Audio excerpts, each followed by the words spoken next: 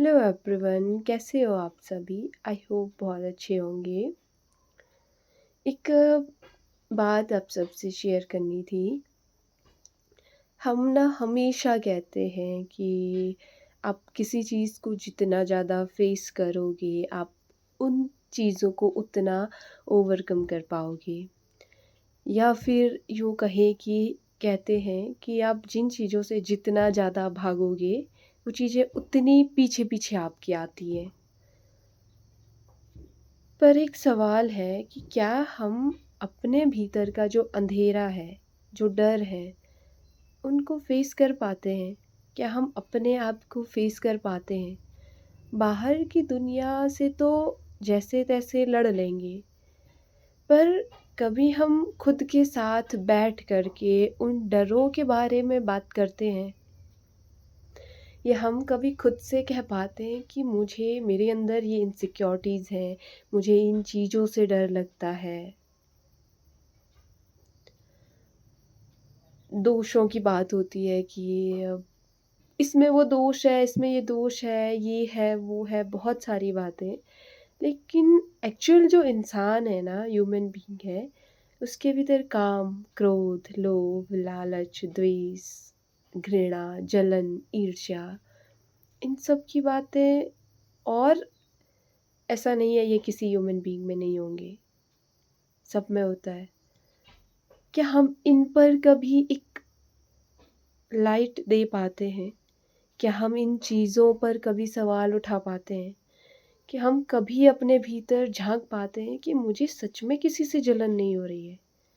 क्या मुझे सच में मेरे अंदर कोई द्वेष नहीं है? या मेरे भीतर कोई किसी के प्रति जलन नहीं है, ईर्ष्या नहीं है? क्या मैं तैयार हूँ इन चीज़ों को ओवरकम करने के लिए? अगर कोई मुझे कहे कि तुम्हारे भीतर तो बहुत जेलसी है या इस तरीके का, तो मैं कैसे रिएक्ट करती हूँ? मैं बहुत बार सोचती हूँ कि हम जब किसी इंसान को देखते हैं या हम जज करते हैं, कि हम इन चीज़ों को देखकर बात करते हैं? या हम किसी के साथ कंफर्टेबल फ़ील कर पाते हैं तो किस आधार पे? कभी बैठना खुद के साथ, और जब हम अपने भीतर झाँकने की कोशिश करते हैं ना, तो सबसे पहले हमें यही चीज़ नज़र आती है। और ये एक ऐसी चीज़ होती है, जहाँ से रोशनी को गुज़रना होता है। जहाँ अंधेरा होता है, रोशनी भी वहीं आती है। यूँ कहूँ कि जहाँ अंधेरा होगा, रोशनी की ज़रूरत वही होती है। जहाँ ऑलरेडी प्रकाश है, वहाँ क्या ज़रूरत? वो तो अपनी लाइफ़ एन्जॉय कर रहे हैं, वो तो जी रहे हैं, वो तो प्रकाशमान है, तो वो और ज़्यादा उस चीज़ को फैलाते हैं। लेकिन जहाँ अंधेरा है, टॉर्च भी तो वही लेके जाते हैं। तो हमारे भीतर की जो असली चीज़ होती है ना, जिन्हें ठीक करना होता है, ये यही चीज़ होती है। और अगर हमने एक बार इन चीज़ों पर थोड़ी-सी भी रोशनी डाल दी, तो ये चीज़ें ट्रिगर होती हैं, और जहाँ ट्रिगर हो गई, तो समझ लीजिए कि अब ये ठीक होने वाली है, और इनको ठीक करना पड़ता है। अगर किसी इंसान के भीतर आप देखोगे कि ये चीज़ नहीं है, तो आप उसके साथ उतना ज़्यादा कंफर्टेबल रहोगे। आपको इतना शायद सिक्योर महसूस होगा। कुछ लोगों के साथ अब जब जाते हो ना, तो आपको खुद ही इनसिक्योरिटीज़ फ़ील होती है, खुद ही आपको एक डर का भाव आता है।